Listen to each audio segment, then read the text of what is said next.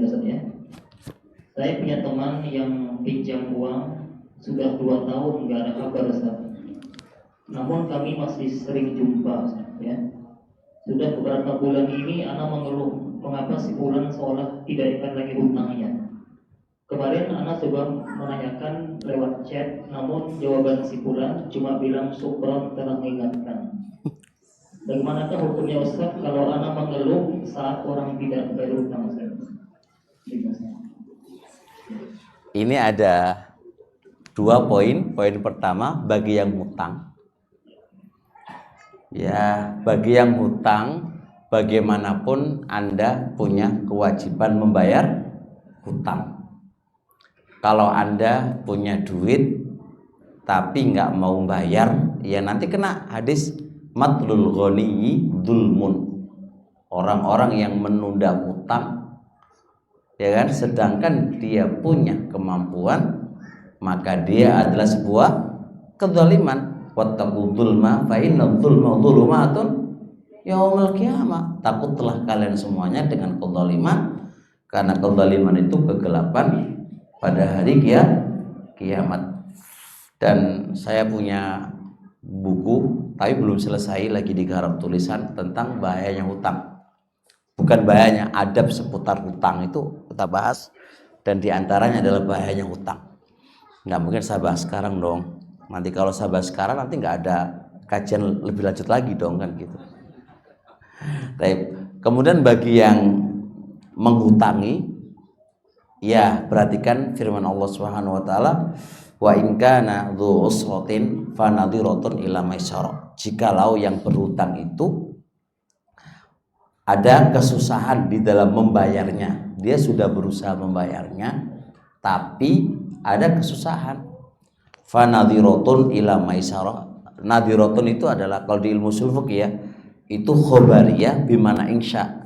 Jadi lafadznya adalah penghabaran, tapi maknanya adalah tuntutan. Wajib bagi dia yang menghutangi itu menunggu waktu lapangnya dia. Wajib menunggu, jangan dilaporkan polisi dong.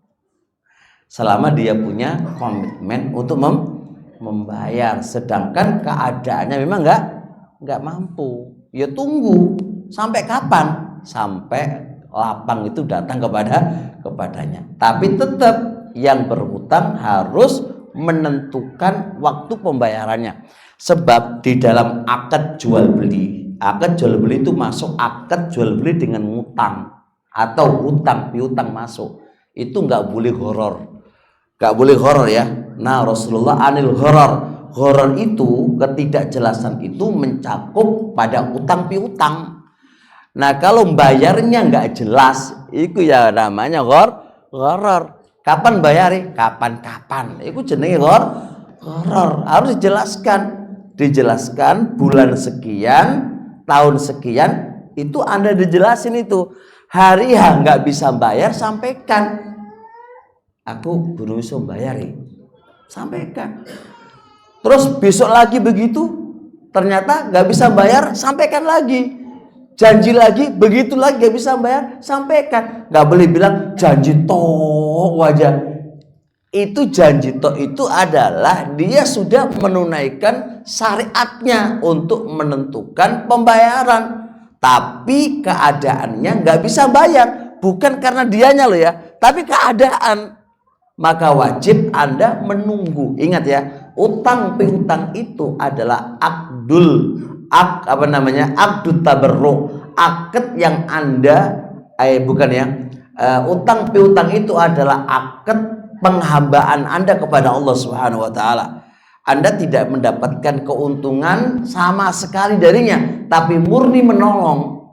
Nah, kalau ini landasannya adalah menolong, ya sudah, nggak usah Anda cawi-cawi, nggak usah Anda komen kemana-mana, karena Anda sudah menghutangi dan itu Anda mengharap pahala di sisi Allah Subhanahu wa taala.